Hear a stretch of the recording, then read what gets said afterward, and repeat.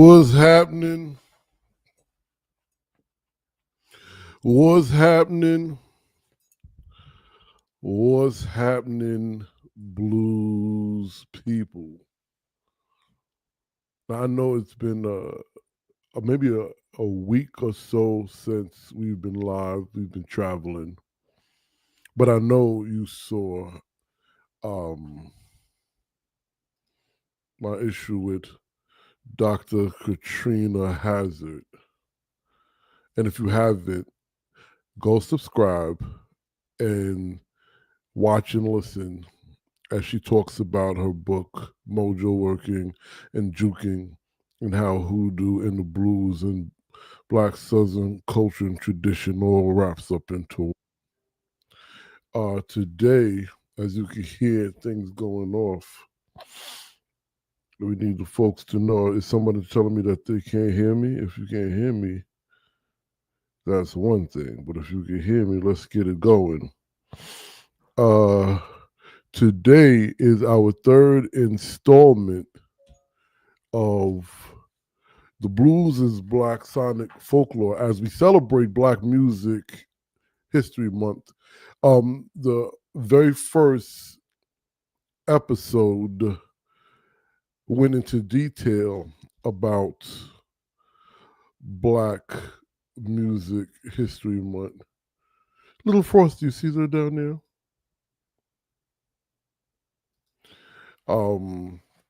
So if you want to know more about Black Music History Month, its inception and all those things, please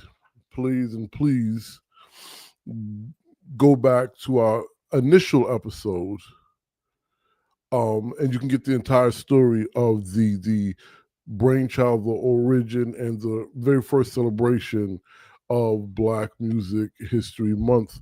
Today, and then our second installment, which is, let's see, what was our second? Is this it?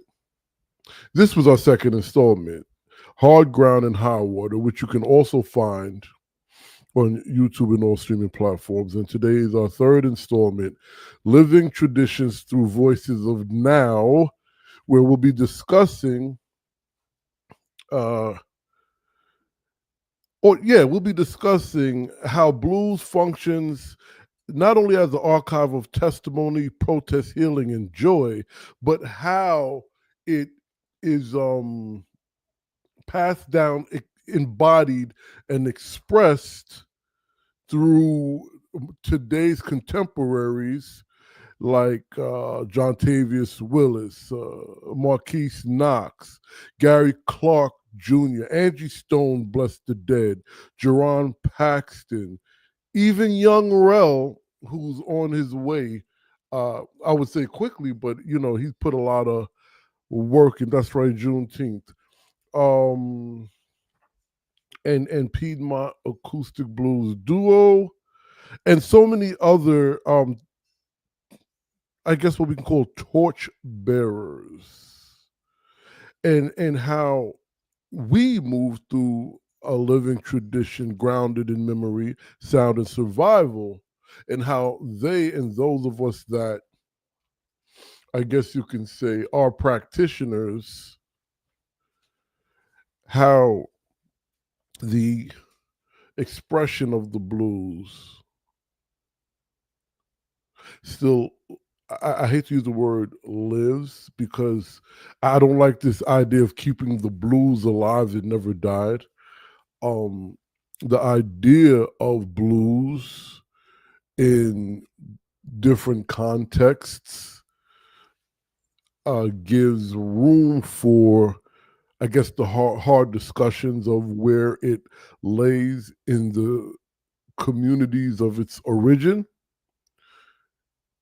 And when I say communities of its origin, I'm talking about the blues people. But it's not dead. Has it evolved? Absolutely. It evolved in many ways, right? So there's this thing called blues rock that a lot of people like. And for some reason, that is accepted as an evolution of blues. But then there's other musics like hip hop, Some people don't identify that as an evolution of blues, but it sure is. And this is not a racial conversation, right? A good buddy of mine, who I'm not even sure if he remembers this, he early some years back, a long and very fruitful discourse on Facebook about hip hop, and my buddy added to this discourse, and he expresses how hip hop is a folk music. Um, if you really think about it, it really is, right? Hip hop is a folk music. Folk by definition. And when I mean folk by definition, what the concept of folk music is, folk being of the people, right? Being communal, right? So he expresses this, and one of the people in the feed in this discourse, I guess they didn't realize who they were talking to, which was the irony, because they're like, "Oh, you sound like one of those Carolina chocolate drop people." It was like, because I am. It was really interesting. You know what I'm saying? And what wasn't understood by the person that made that statement was, again, hip hop. And this was a black practitioner of hip hop. When I say practitioner, someone of the group, of the culture, right? Redman, I speak about this all the time, had an album out called Muddy Waters, and he actually also, I believe, Muddy Waters 2 is coming out, or was supposed to be coming out, right? So we're going to speak about, to this evening, we spoke about, listen, for those of you who know, I've been traveling in the summertime,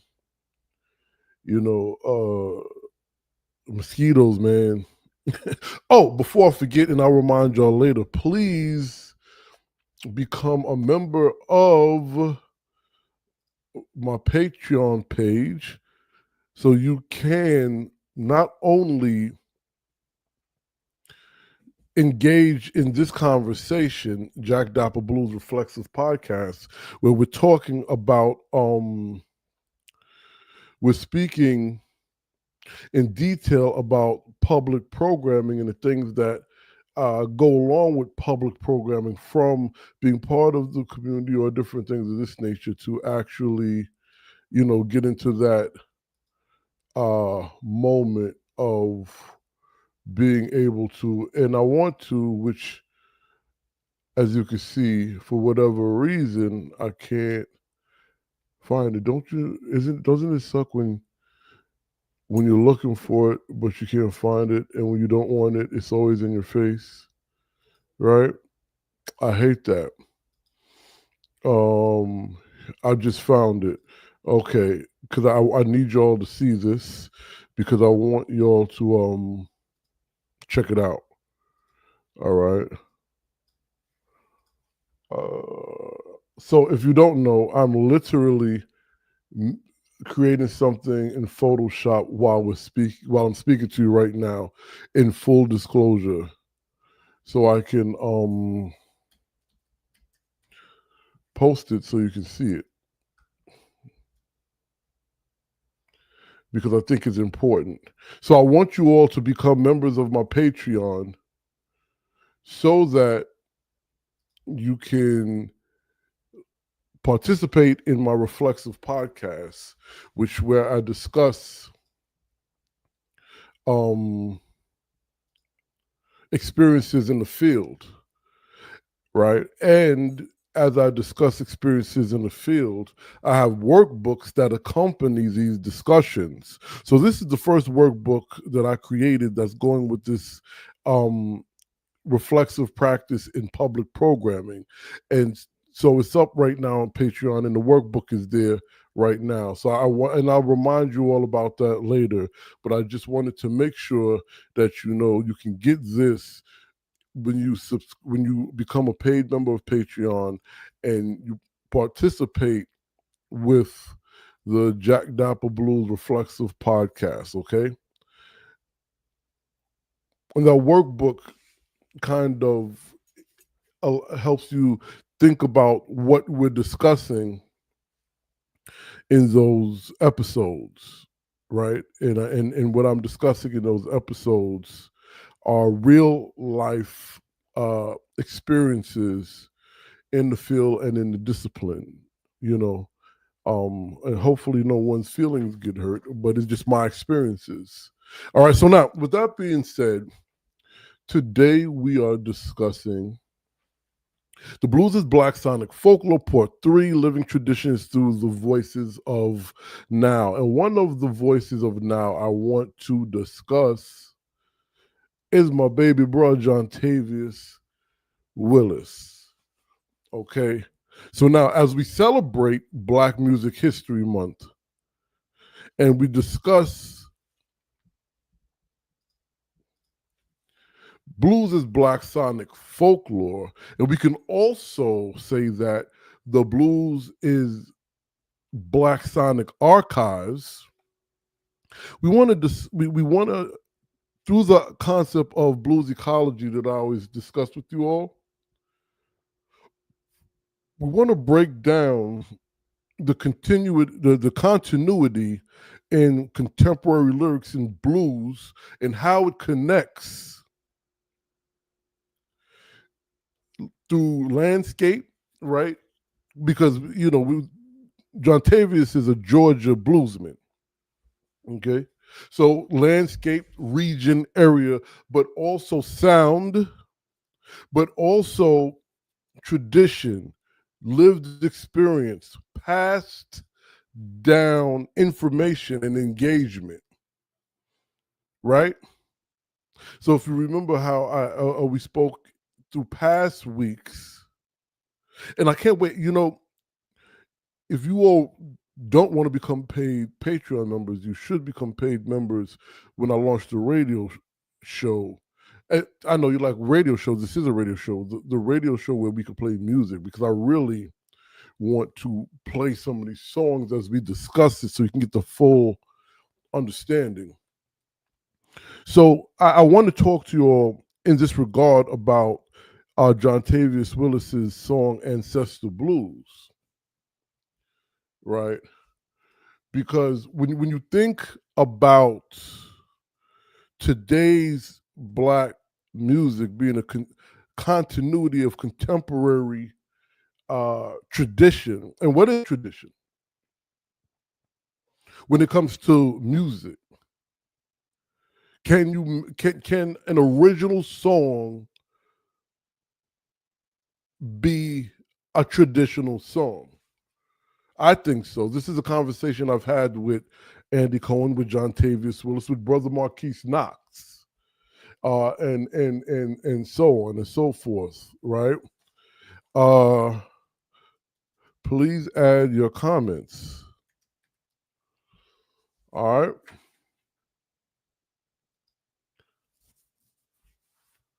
So when we're thinking about archive of Black healing, of Black expression, of Black existence, when we're thinking of landscape and soundscape and living tradition, when we're thinking of labor, survival, memory, but also legacy, the word that most people in my field don't like, authenticity, but also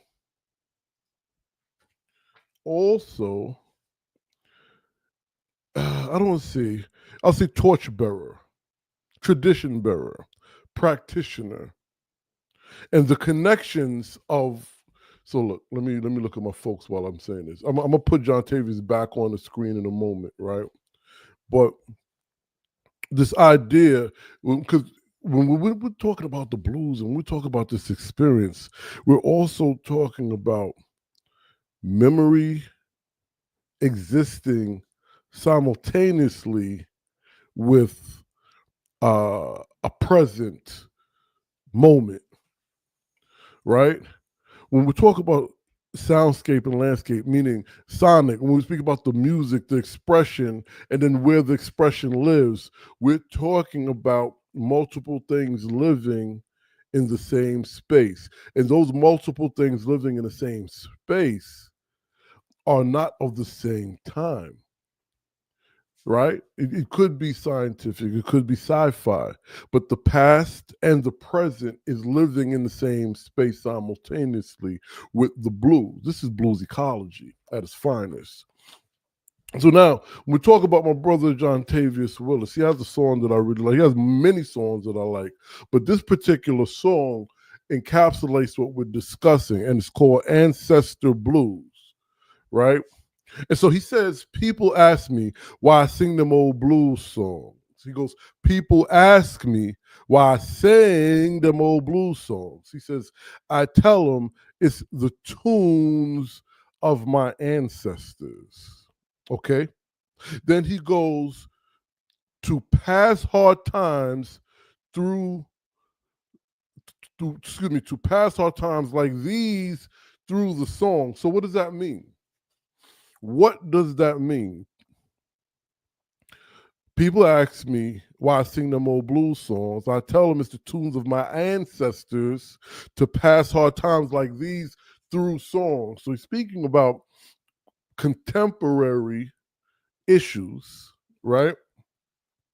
You got to hear the song. And it's off the album Metamorphosis, his first album, right?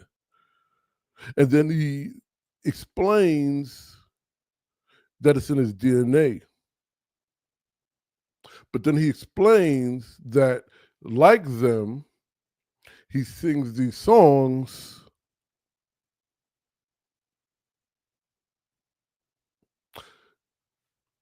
to bring or raise awareness to the Black experience, right? However, and there's no real however, it's just the idea of the songs of his ancestors being vessels through him in current time, speaking about current issues. I know it may sound like I'm rambling a bit. Hold on. Sure, you will never believe who's texting me right now.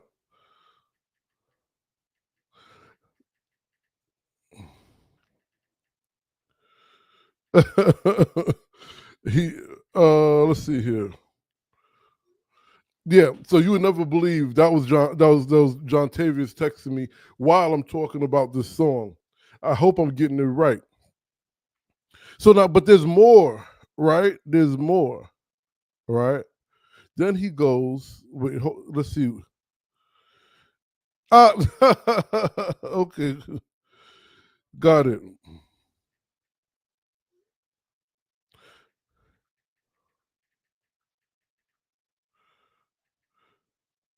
All right. So now, with this, right?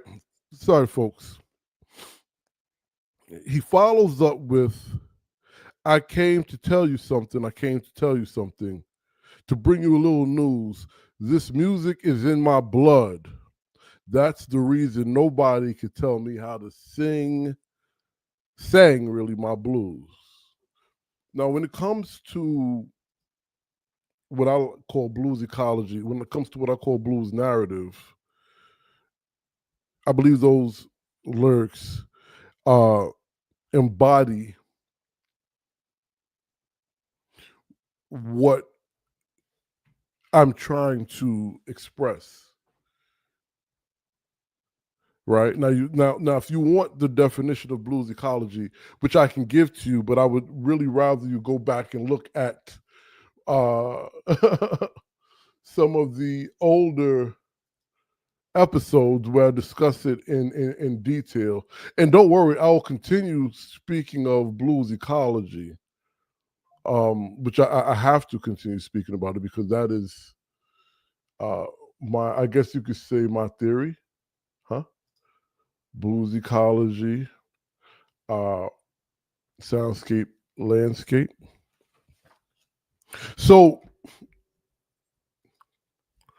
Jontavious Willis, as a modern day tradition bearer, first and foremost through those lyrics. Now you have to hear, and this is why I want to play the songs, because if you hear the actual songs, you'll understand why I really dislike the term keeping the blues alive, because this traditional style of music is very present in the young brothers playing. Okay? He just speaks directly to the ancestral memory of and in the blues with contemporary stories, invoking a lineage of labor survival, communal engagement and agreement, embodying interdimensional exchange, speaking modern truths through traditional language. But it's all rooted in old sounds that echoes across multiple generations. See, now again, remember Brother Chris Thomas King and several people discussed blues starting in New Orleans in the 1800s, right, at Storyville. But then you have Big Bill Broonzy and others speaking of its inception in Mississippi in a different style. Both, based on my understanding, both are correct. Okay. Based on my understanding, both are correct, but they're just both different, I'll say styles for a lack of a better term, of the blues. Either way,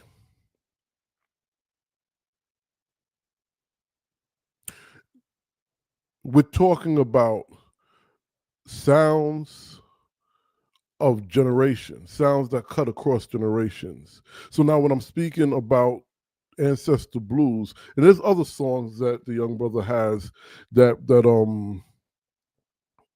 I particularly like, and it's in my playlist. But that one particularly I always speak about because it expresses the blues soundscape that becomes and that is a portal. It embodies and presents the blues soundscape and landscape, blending with legacy and what I expressed earlier, time travel, right? It is an archive of resistance. It is a black sonic archive of resistance and identity. Okay. Now this is where the blues ecology gets real. We're gonna put that right back up there. We got a few people to talk about, because where sound and place co-construct memory, right? Where there's a sonic archive that not only preserves Black thought, but critiques the systems shaping our environment, right? From the early days of the plantation economy to the current days of the prison pipeline and other exploitative labor practices, the blues in that way is a living, breathing document of ecological survival and sonic protest. A Black sonic archive grounded in land, labor, and liberation. So now when we hear Ancestor Blues, all of those things are functioning simultaneously. See what I'm saying? Oh, no, no, no. And this is why, this is really, really why I have to play these songs. We're not going to play it tonight. All right. So now I want to ask y'all a couple of questions. you know. And I'm quite sure most of y'all are watching the game, and it's okay. It's okay. If you betted on it, I hope you win money. If you didn't bet and you're watching, well, I hope your cable bill is paid.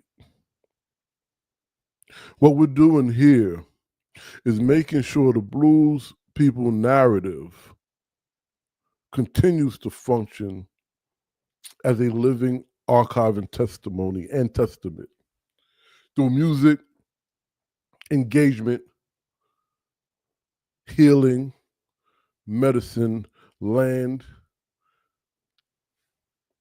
the whole spiel. And I'm here every Sunday. And if there's a Sunday I'm not here, I've posted pre-recorded interviews so you all can understand. Let me just go ahead and share something with you all. I have over 117 audio installments that you can listen to on Apple, iTunes, or any streaming platform for edification of blues and black culture. Okay, that's just on Apple, Spotify, and all these other things, iHeartRadio, Amazon, and you can subscribe there, right? However, on YouTube, I have over 278 videos of not the same thing, but information, interviews of an archive, of a collection, of a repository for your edification. Okay? So now I want to ask a couple of questions. And if you can answer it now, you can answer it later. That's up to you.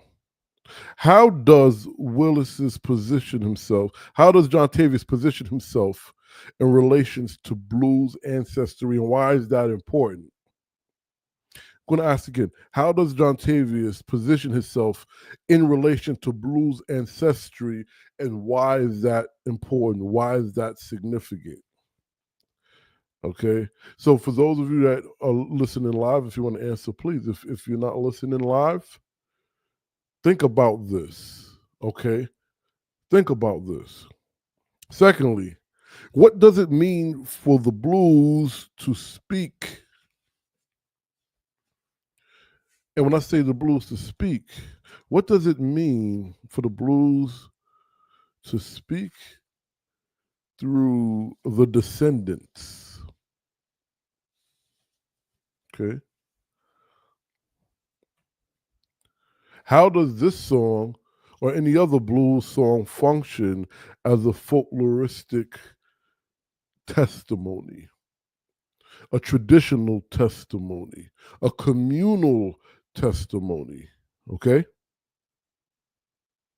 And so, right in this segment, we're speaking about contemporary blues. Okay.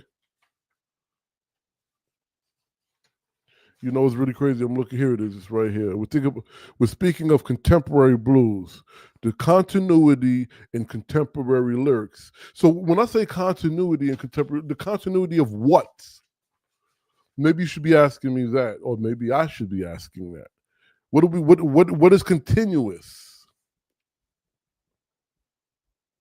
Well, if we're working through memory,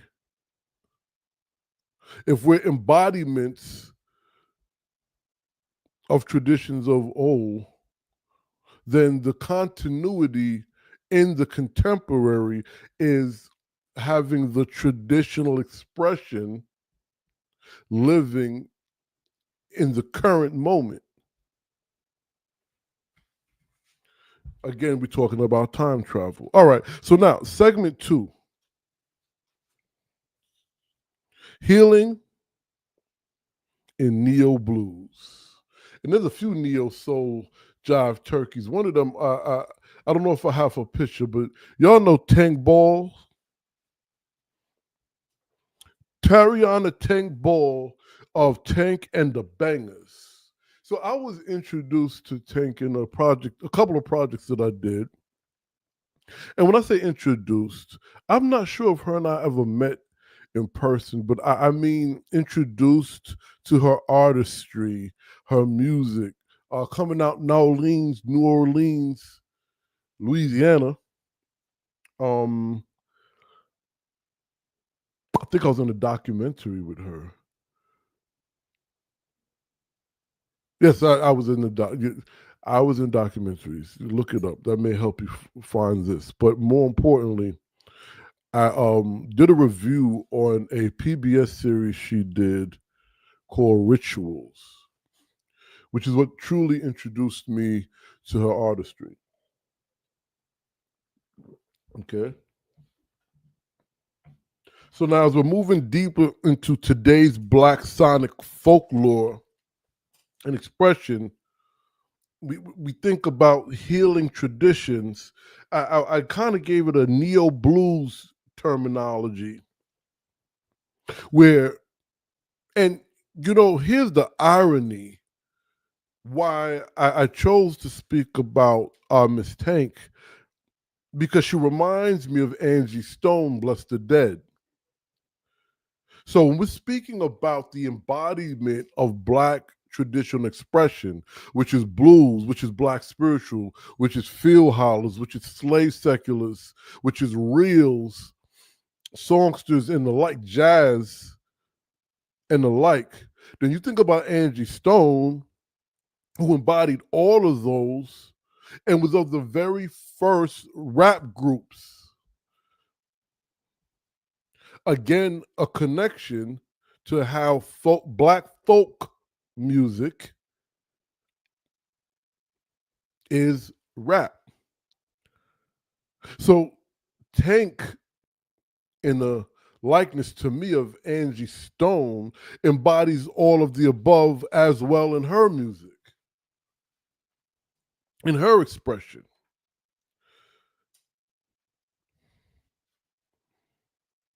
Well, when you listen to Tank and the Bangers, you hear R&B, you hear rhythm and blues, you hear hip hop, you hear jazz, you hear New Orleans sonic, you hear gospel, and most of all, the original Black American sound that doesn't come from anywhere else but the Americas, the blues.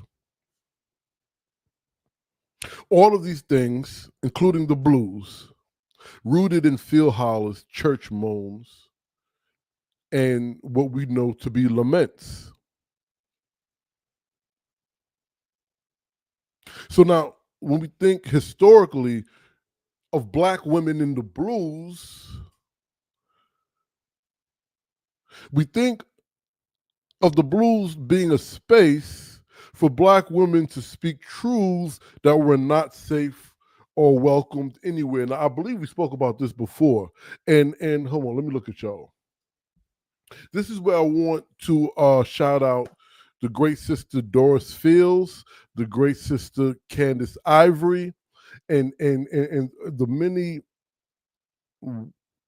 women who lead bands and are in the likeness of the Alberta Hunters, in the likeness of the Ma Rainey's, in the likeness of the Bessie Smiths, in the likeness of the Memphis Minis, who had to navigate unsavory spaces and did it through the blues.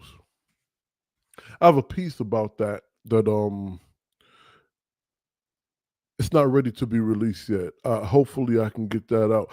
Yeah, maybe for next Women's History Month. I don't know.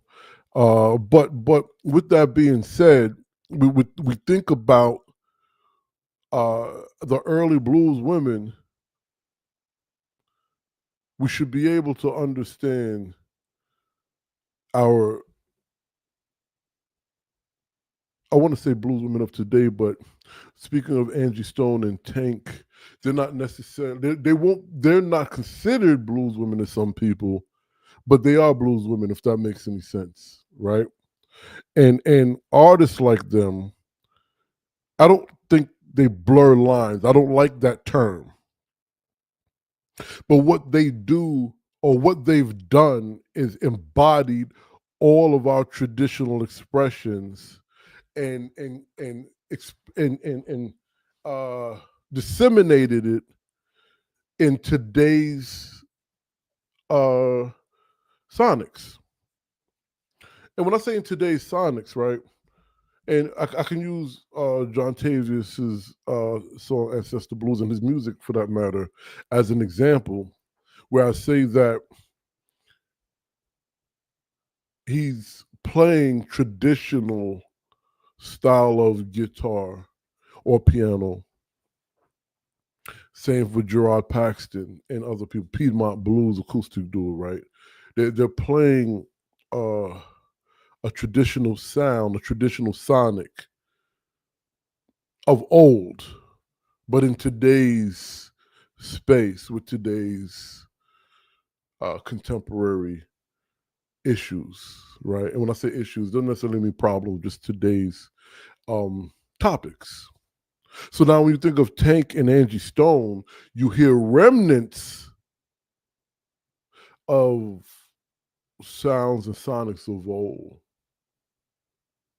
But not just are they speaking of contemporary topics in contemporary ways, they've taken sounds of old, and as Chris Thomas King or John Wesley Work, or even Guy Davis and many others would say,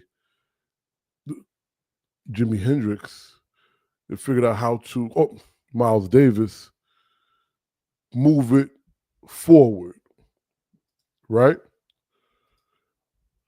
And that's what artists like, what's happening with you? Good to see you. Artists like Tank and Angie Stone has done. Okay. So now, to give some lyrical context, a song she has called Roller Coasters. Some people like roller coasters. Some people like nothing at all. I just feel like I just like the feel of the wind on my face and the sound of my feel when they fall. So what is Tank talking about? Do I know? What I suspect is one, these are what I like to call blues stanzas, right? As she identifies everyday sensations into affirmations, right? Blues are not just soul songs. They're not just party songs. They're also coded language. And coded language not necessarily always meaning racialized coded language. Or you know, it just I mean, you know, I speak about this to Mrs. Pearlie all the time, right? There was a time when the poetry of lyrics meant something, where you can speak about something without blatantly saying it. You know what I'm saying? Brother Brian, what's happening with you? Yes, Tank's book is dope, you know, and you can speak about things without blatantly saying it, right? So it doesn't always have to be something so you know, based on any kind of racial social tensions, but it's just poetry, right? You know, and when you think of the blues functions as stanzas, storytelling and poetry. I would have to say, and I say this all the time, Son House is the best poet and storyteller when it comes to the blues. I wish we were able to find more original songs from him. Now, for Angie Stone, I believe this is the song No More Rain. There is no hiding place. When someone has hurt you, it's written on your face, and it reads, broken spirit, lost and confused, empty, scared, used, and abused. So she just went for the gusto. But that fits to me less as a poetic. Well, when I say less as a poetic blues, it is poetic. It is poetic as how it's constructed. So when I say less poetic, I don't mean it's not constructed. The aesthetics, right? What I mean is there you didn't need to try to understand a metaphor right there. It was blatant, the anguish of the moment she writes about. And I don't want to say that's just the blues, because I did identify blues is not just woe is me songs, right? It's happy songs, it's party songs, it's happy love, is bad love. Somebody asked me earlier, they text me, asked me what I think about Southern Soul. But with how they worded it was this new thing called Southern Soul, and I'm like, well, that's not really, it's not really new, but is I guess it's getting more popular, right? But Southern Soul is soul blues, which is soul music. Soul music was the blues. You listen to some Albert King, and I mean,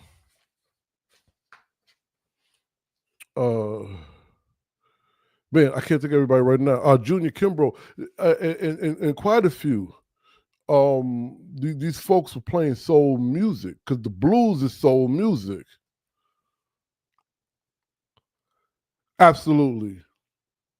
Factamundo. Factamundo. So here's some questions. How does repetition function? Or better yet, I don't want to say how does it function. I have a better question. Do you see the same patterns in today's hip hop, R&B, and soul as were evident in yesteryear's field hollers and the like? Hey, what's happening, Bronco? Good morning. Yeah. Wow. Well, good morning to you, young sir. And this young man blew the hell out of that harmonica and gave Junior some good tips at the same time. So my question is, do you hear any of the patterns of yesteryear's field hollers and slave seculars and blues in today's modern R&B, rhythm and blues, hip hop and the like, and soul? Do you hear it? Is it evident? While you're getting that answer, I also ask, uh, hmm,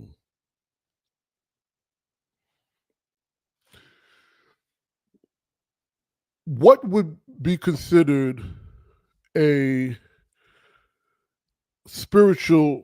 I see it in, okay, okay, okay. I dig that. I dig that. I definitely dig that. I definitely dig that. So let me ask you, um, what would be considered? What can we consider a spiritual of the 21st century? Right? What can we consider a spiritual of the 21st century? When I say spiritual, now this is me personally, y'all. So don't get too upset with me, but I don't necessarily subscribe to Kirk Franklin style gospel. I'm not saying it's not good, and I'm not talking about the brother and his personal stuff. I don't care about that. I'm speaking musically, I'm speaking expression, I'm speaking Black traditional Southern expression more than anything else. That's the only thing I'm talking about here, right?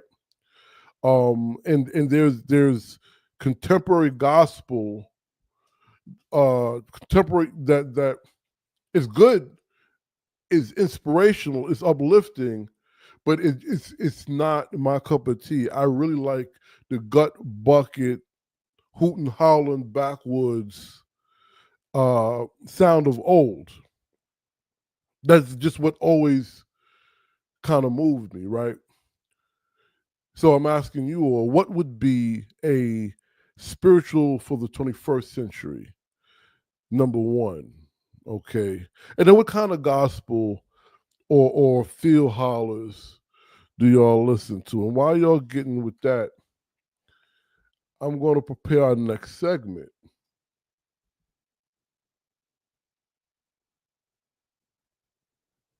Okay, so y'all hear that?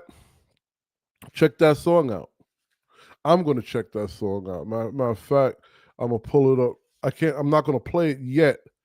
And when I say I'll play when I get off the air, however, remember something, y'all. We are working to be able to have this broadcast that I'm having with you on radio so I could play music without getting flagged.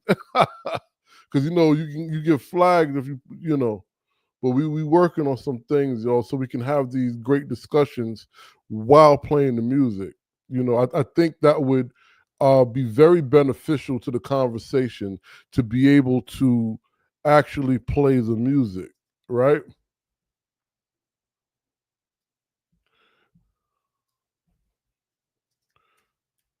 So I'm just bringing this up on my I'm bringing it up on my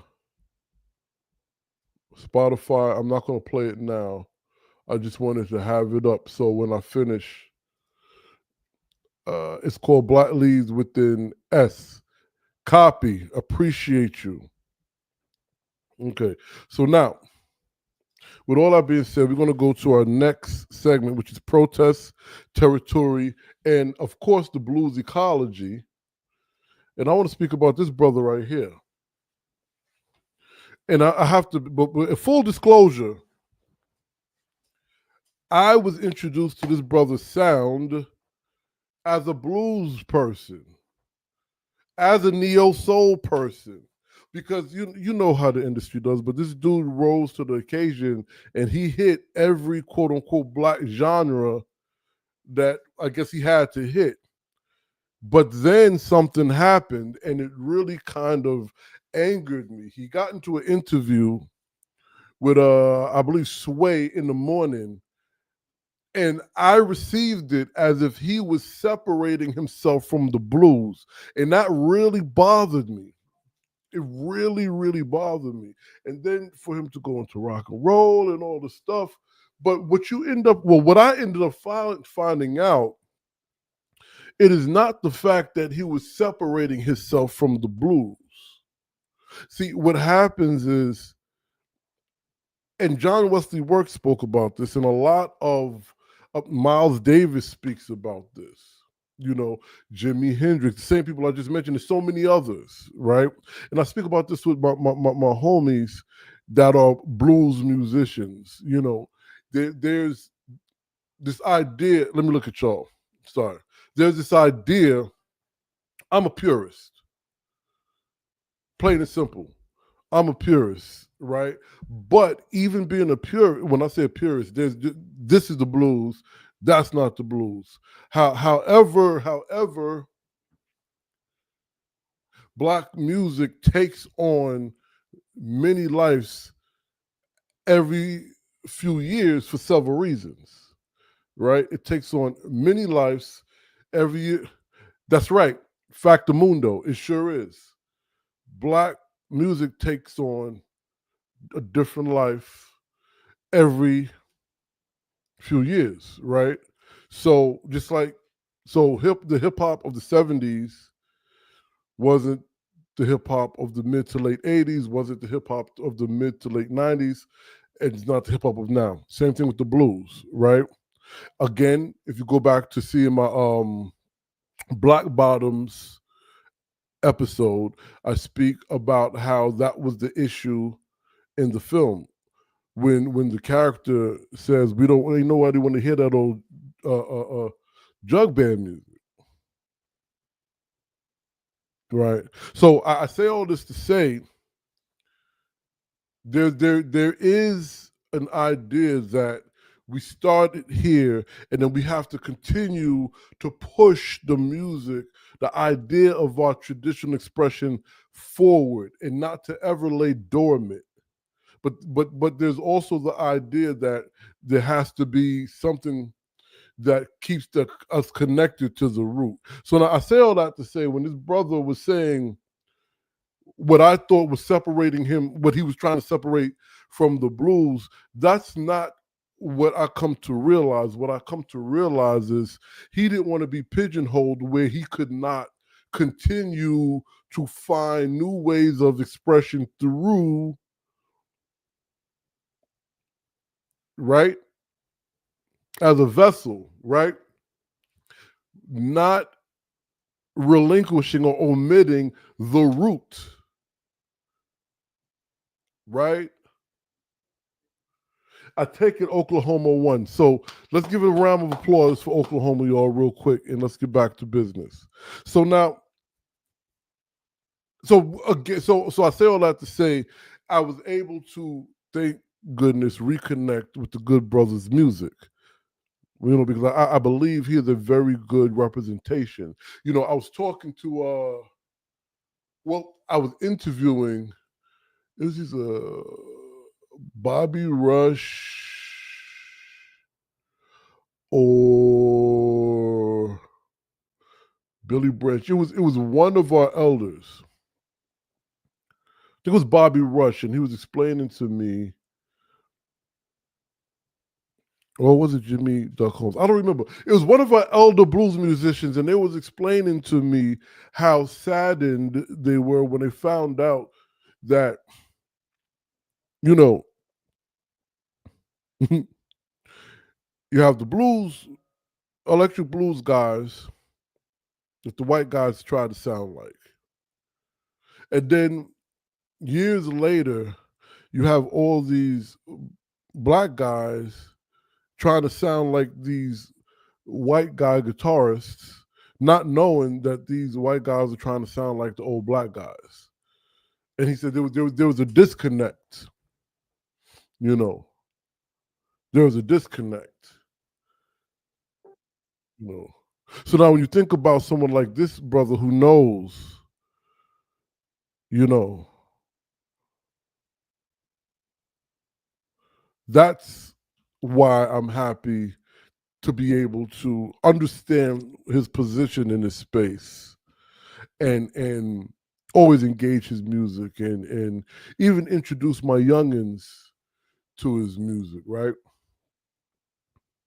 So with that being said, I want to talk about Gary Clark Jr. as the voice of protest, modern blues. He's not the only one, but I want to speak of him as the voice of protest, modern blues. Okay? He's a Texas dude who can pretty much play anything.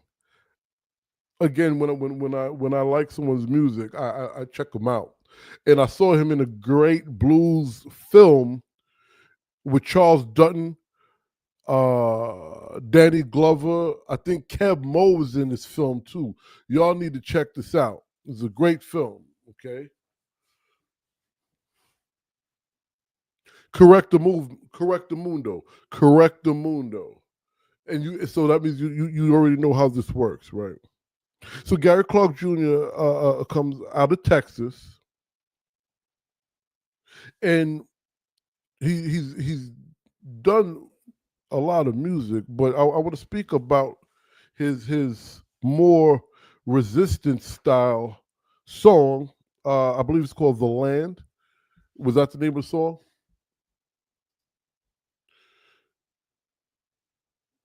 I'm checking it out. I'm making sure right now. All right. So when I get a little quiet, that's just me going and checking some stuff out. Okay. Because I believe it was called The Land.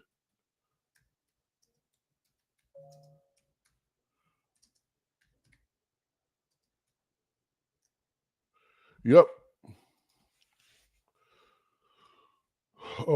I see. Okay. So the album was called The Land, and I think the first cut. So let's get the lyrics to this. All right. I want to get the lyrics to The Land. All right. So I'm gonna read this to y'all. Okay. Oh yeah.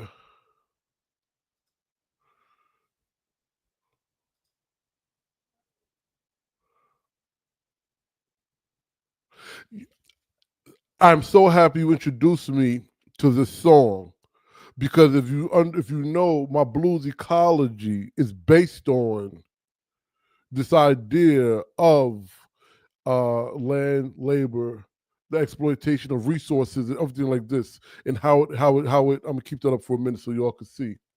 All right, so The Land, Gary Clark Jr. Oh, yeah, paranoid and pissed off. Now that I got the money, 50 acres and a Model A, right in the middle of Trump country. I told you, there goes a neighborhood. Now, Mr. Williams ain't so funny. I see you looking out your window. Can't wait to call the police on me. Well, I know you think I'm up to something. I'm just eating. Now we're still hungry. And this is mine now, legit. I ain't leaving, and you can't take it from me. I remember when you used to tell me, N word run, N word run. Come, go, sorry, N word run, N word run. Go back where you come from. N word run, N word run. Go back where you come from. We don't want your kind. We think you's a dog born. F you, I'm America's son. This is where I come from. This land is mine. This land is mine. This land is mine. Um, those were very strong words by the brother. Um, and I have to. So let me look at y'all for a minute with this one because first, I really encourage you to go listen to the song, okay? And it's done, if I'm not mistaken, in a rock style, but it evokes ideas of old. It evokes stories of old. This song actually embodies what today's episode is about, similar to Jontavious Willis, right? Here's where the difference is. One utilizes the sound of old juxtaposed today's issues, multidimensional, where the other uses the sound of new with today's issues that happen to be the same as yesterday's issue, multidimensional. And I wanted to look at y'all for a moment in this part of the discussion because there is a song, and this song is featured in The Great Debaters. Now, when I say featured, one of the characters sings it, giving a testimony, if you will, about how blacks are treated in the South, in the Jim Crow South. Okay, and there is a song called "Run Nigga Run." This is a real song from back then, and I will encourage you to listen to the song so you understand. So the reason why I'm bringing our song up is because in Gary Clark Jr.'s song "The Land," he actually evokes that song by saying the chorus, "Run N-word, run." Now I said it just now so you can understand the significance, severity, and reality of it. But I'm not going to keep saying it because for whatever reason, I don't think, I don't care who you are, you don't need to say that word to me to get the point across. I get it. Say N word, it has the same effect, right? So he evokes that song of yesteryear. Let me find this song for you. I can't play it. I'm gonna see if I can put it in the chat. Uh, it's an old song. So what I'm doing, I'm looking for the song for y'all.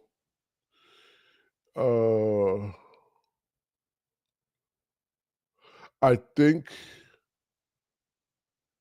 All right. So I'm gonna need time to actually find the original song. What keeps coming up is newer renditions of it. However, what I can tell you is it is a folk song that was first documented in 1851. Okay. It has multiple versions and it's responding to the rise of slave patrols in the slave owning southern states. And we see, and you know, when we speak about blues, blues being cultivated in slave owning states, it's hard for me to just say, well, you know what, this was just a burlesque kind of feel good music when in other parts of, you know, Mississippi wasn't free. Louisiana, New Orleans may have been, you know. So there's a side of the blues that people wanted to forget, and there's a side of blues that they, I guess, they want to forget for a different reason. And that's when Jim Crow caught up to New Orleans, when the Creole and the Cajun, or the uptown and the downtown, or the dark skin and the fair skin situation became a thing. Social issues tied into colorism, right? But Gary Clark Jr. evokes that song, which was based on the response to slave catchers in his particular. When was this written? I gotta find 2019, I believe he did this song, "The Land." And be clear, he says it in all the verses. N word run, N word run. Get back where you come from.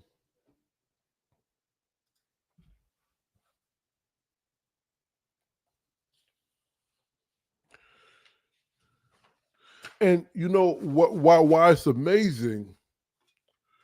I really think it's amazing because when you hear his style of playing, he's coming out of the Buddy Guy, T-Bo Walker, Jimi Hendrix tradition.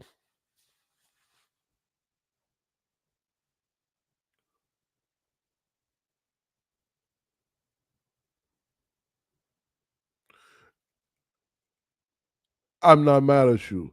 I'll go as far as saying, when are you going to submit an article for the magazine? I think I asked you that before. Submit an article for the magazine, because I agree, and I like how you positioned that.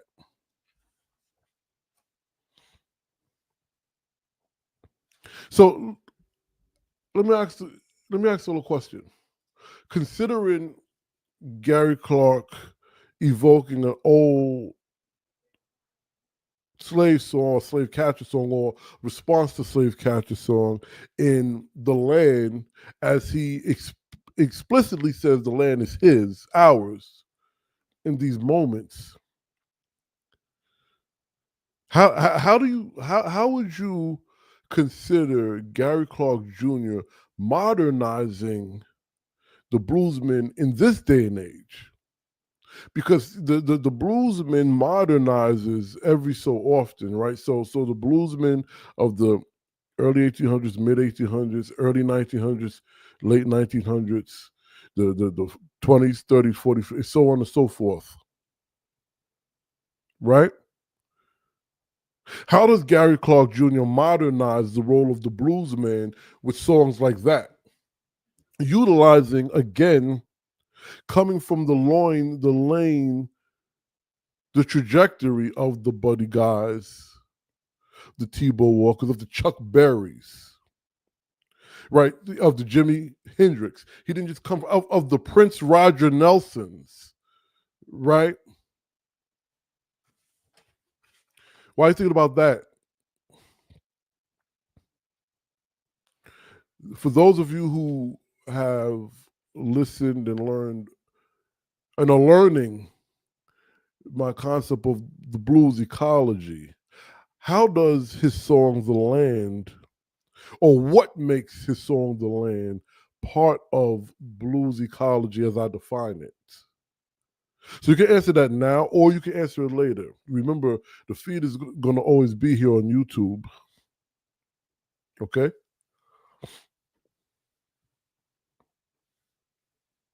What do y'all think?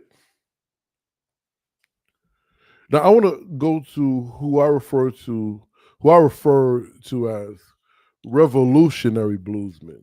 It's another brother of mine, Marquise Knox. Different breed of bluesman, because he's very intentional with his blackness, and he understands and intentional with his spiritual beliefs and how all these things connect in and throughout the blues and the peoples. So I want to some lyrics he got. So what ends up happening is, I told y'all this before a couple of weeks ago in one of the earlier lives. I forgot what we were discussing, but this blues is oral history, I believe. Excuse me. And I often well, every year at the American Folklore Society, I throw a blues music, African American history, African American music history, and the Black experience, I believe, is the actual technical title, right? And the first one I did was Marquise Knox, Jock Webb, and Professor Harp, aka Hugh Holmes. And this was during the time of COVID, the quarantine, as well as the many murders of Black bodies. And it just so happens it happened right after George Floyd. Okay. And Marquise Knox first, if I'm not mistaken, performs this song right there on the spot, which I don't think was recorded. And it was a song inspired by the tragic killing of George Floyd by Derek Chauvin, I believe his name is. I'll give you a couple of the lyrics, and it goes, I know you see the cops kill that man in the streets. I know you've seen the cops kill that man in the streets.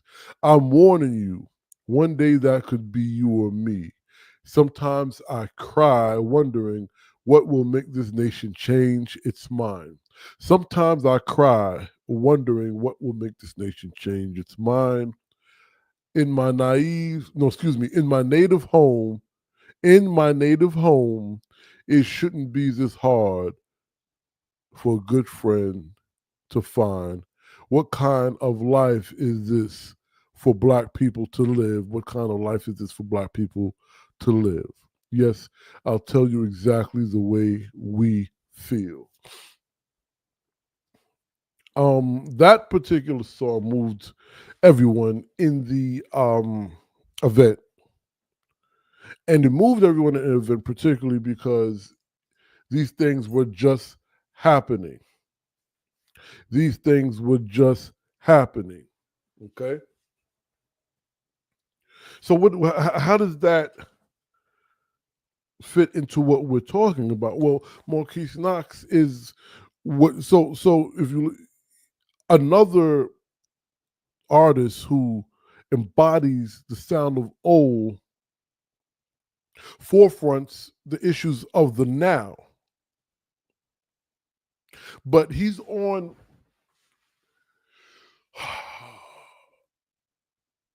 the Amiri Baraka side of things, the Martin Luther King side of things, the Malcolm X side of things.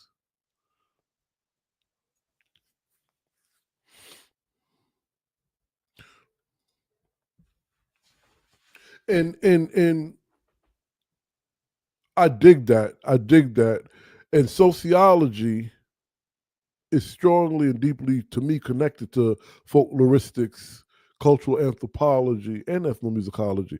I mean, W.E.B. Du Bois was a sociologist who I believe was the very first to employ folkloristic strategies and methodologies, right? Even though his name is not mentioned in the lessons of folkloristics, which is what my job is. So yeah, I dig it. And if I'm not mistaken, I think brother Jontavious Willis got a degree in sociology, right? So Marquise Knox finds himself, at least in my book, as a contemporary bluesman in what we would call the conscious community. So we have a couple of things happening simultaneously, right? Let me look at y'all real quick. What do we have happening simultaneously? See, this is why the Black space and what we're talking about is multidimensional. It is time traveling. We think of things in a line and it's not happening. Everything is happening in one space, right? Because you have this, what we call the conscious community now, right? But the conscious community is not a new concept. That's just a new, or the name of today. This was, Amiri Baraka and these cats back in the days in the Black Arts movement, right? And then they had another name before that, and there's multiple names, but what I'm saying is they were very, what people call radical, and utilizing art and expression as a tactic, a strategy for Black liberation. That's Marquise Knox, right? And the idea of people once saying blues was not a protest song or blues didn't speak to Black issues in that capacity. Here's someone who said, whoa, I ain't a rapper, I ain't just that. I'm a bluesman and I'm addressing Black, specifically Black American issues with this music right now. We could refer to yesteryear as what is it? What is it called when you as something to confirm your thesis, right? But he's talking about right now and the things that are happening right now. That needs to be identified and celebrated as we speak about. Hold on, I want you to. That's the wrong. I went to the wrong one. Here we go. The blues is Black sonic folklore. The archive of Black life, the blues ecology, because it also goes to region, because we're talking about a bluesman in a different region, in a more urban environment. you know? And I think all these things are extremely necessary as we discuss what? Okay.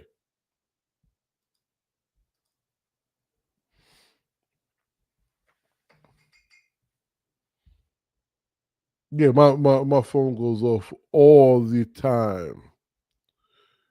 Okay. I'm just running through a couple of things so y'all can see, you know.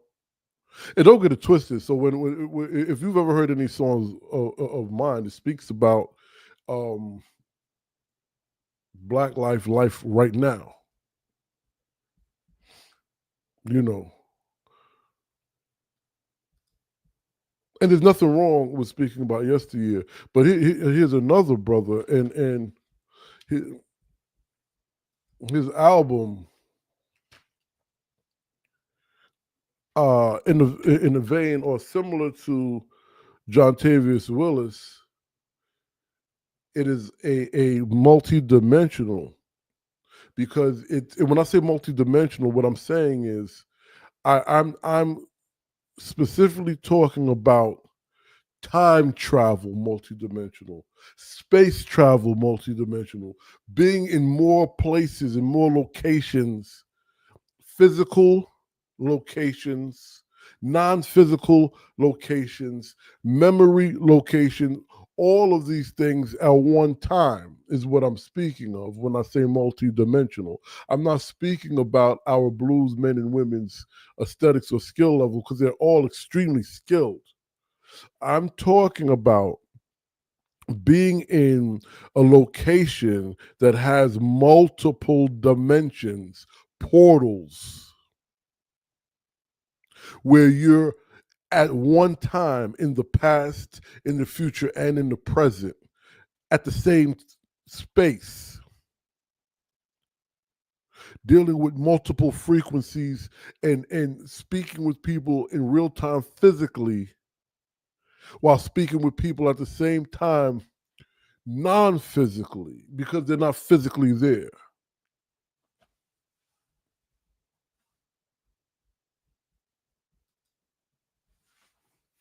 So this album here, Things Done Changed by Jerron Paxton, similar to brother Jontavious Willis, he's taken us to 1930 while he's talking about 2025. And this kind of, let me look at my peoples. Let me look at my peoples. This was the significance of the juke joint scene in Sinners, where the young blues players playing, and we travel in this space through multiple generations, dimensions, cultures, time, places, everything, all in this one space. This is what's going on right here. Yeah. Oh yeah.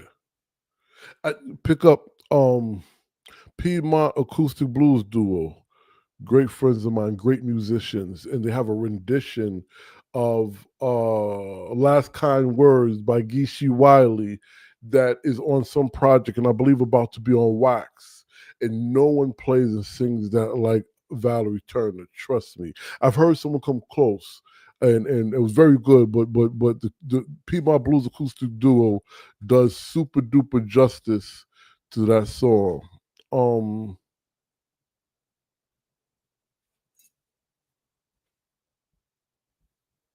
I am on TikTok. Send me those people and I will give them a starter's kit.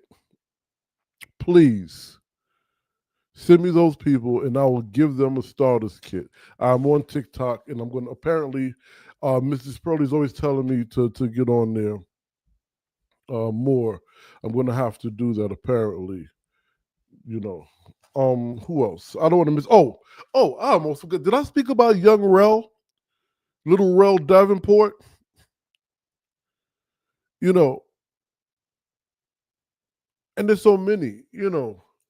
young folk that are really working. I mean, my two youngsters, young guy named Mike and Hayden. There's just so many, some young ladies. There's so many to a young guy Webb. There's so many. I can't think of everybody at the top of my head right now, but there's so many young folk between the ages of like 13 and 20 that are really embodying the spirit of this and playing with vigor, and I love it. Stephen Hull, who young brother Kyle Thompson interviewed for the African American Folklore. That's going to be featured in the next issue. Then there's Mac McDonald, right? Brother Dylan. There's a lot, and I'm speaking of the young folk, the middle-aged folk. I'm not going to name them because I said middle-aged, and I may come across wrong, so I just won't even say nothing. But you get what I'm trying to say here. Now, again, before I forget, those of you that are paid members of my Patreon, you can participate in the Jack Dapper Blues Reflexive podcast, where I discuss my experiences in the field, whether it's whatever happens. And the first few episodes, I'm going to be talking about public programming and my experiences in the space of public programming, right? And just check out the first one, and this workbook comes with it. Okay, this workbook comes with it. It gives you something to think about, as you're looking to do cultural work, cultural programming, and even if it's something as simple as a very extremely small family reunion of just you, your siblings, a couple of cousins, whatever it is, head over to the new African American Folklorist website, where we have resources, and we're building a community there of folk who they may not identify as cultural workers, but they identify as someone or someones who are looking to create collections of, whether it's their family, their neighborhood and community, their church, whatever it is. And we're looking to not only publish these stories and narratives, but provide strategy, methodologies, the tools to be able to do it at whatever level you're looking to do it in. So you can sign up for the African American Folklorists to get that information, okay? The Jack Dapper Blues Heritage Preservation Foundation, Jack Dapper Blues Radio website is also being rekindled. Like I said, I want to begin to I'm working towards this Sunday night show having music incorporated. So we're working towards leveling up. Your help will always allow us to do this. It takes a lot of overhead to do these programmings, as well as I didn't tell you all I received. Well, you know what? Let's do the work first, then I'll let you know what's going on. Okay? Let's do the work first, and I'll let you know what's going on. Okay? But if you want to join a Patreon, here's where you do it. If you want to get some of these workbooks and some of these talks where I'm very candid and I'm speaking information that people wouldn't speak in public, that's why it's on the paid aspect, because you have to be part of my community. Excuse me. You have to be part of my community to have these candid conversations, and eventually it'll be less me presenting podcasts to you and more of us coming together in this space and really discussing it. But that is for paid members only. And then you get the workbooks and the other things, and hopefully it would give you something to think about and help strategize and prepare you for going out and doing the work you wish to do. And you always have a place to publish, right? You always have a place for it to live, you know. I want to make sure I'm not so with things done changed. Jerron Paxton speaks about contemporary life.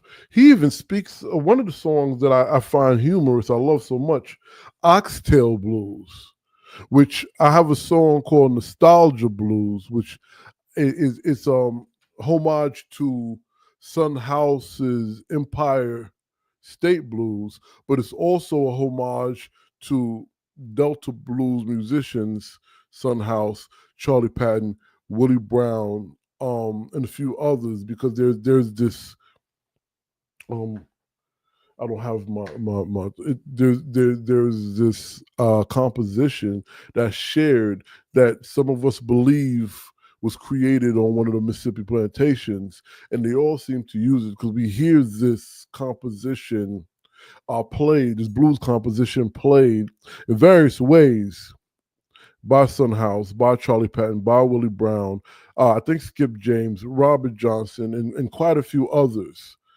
right? So I utilize that as a vessel, because when I speak these things, I'm also speaking as a practitioner, right?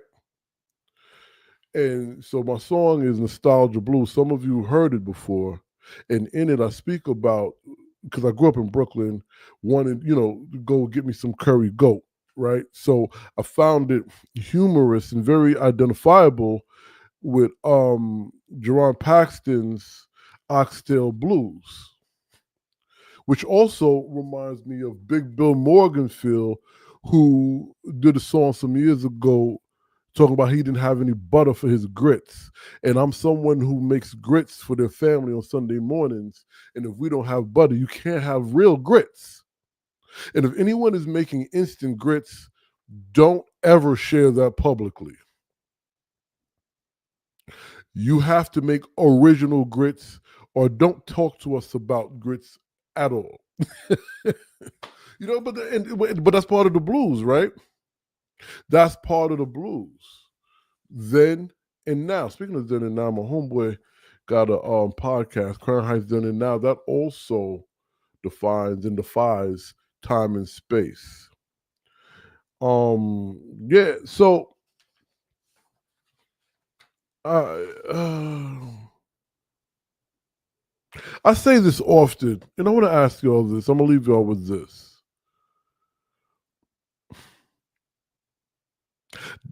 Does joy function and show up in the blues tradition and expression? Does joy function and show up in the blues tradition and expression? Now, I've spoke about this a lot of times. I really would like you all to think about that. Oh wow! So you are straight from the country. I appreciate and applaud that. That's for real. That's real grits right there. That's real grits right there. So does joy show up, and is it evident, and is it part of blues expression and music? And while you're thinking about that, my daddy was born and died in New Orleans. I grew up going back and forth to New Orleans. So, and the upcoming Folk Alliance International Conference will be in New Orleans. And now that you've mentioned it, I would suggest anyone, here we go. I'm going to put this in the feed. We are taking applications for the Mike Seeger. I don't know. Is that a good link? Let me know if that's a good link. Let me see if I can find y'all a better link. But we're taking applications for the Mike Seeger Fellowship. I don't like that link. Is there a better link? No, that's the link. Okay, y'all. I'm sorry. Well, that's the link. Anyone interested, we are taking right now Mike Seeger Traditional Fellowship. Okay? Check it out. Uh bu- bu- bu- bu- bu-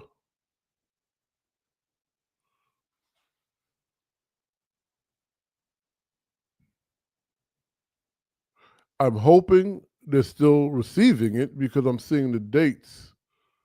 But just try, okay, y'all? I hope I'm not giving you wrong information. All right. So,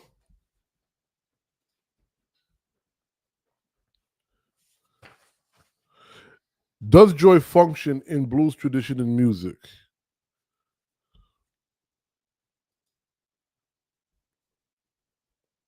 Aha, okay, okay,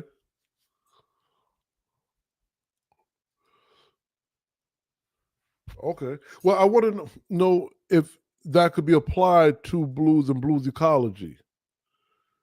All right. Please contact me. I want to know if that STEM could be applied in blues ecology. Okay. I'm looking at my notes to make sure we covered everything for this evening. Um,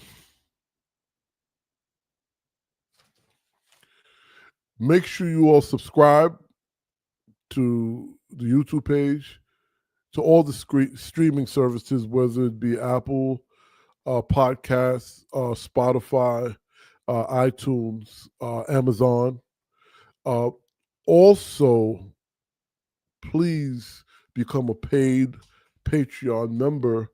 That way, you'll be the first to get and experience some of these great things, including this, which it's developed and about to launch, and this, which is developed. And if you're a paid member, you can get that. Okay, go back, watch this.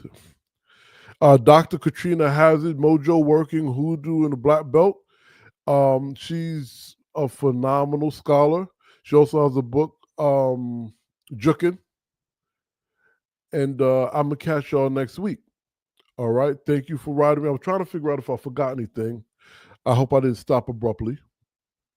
Okay. Just remember, I don't like the term keeping the blues alive. It never died. And I hope that was proved. If nothing else, it was proved during this episode as I shared with you some of the folk who not only embodies the past, but through their embodiment of the past, they disseminate the new, right?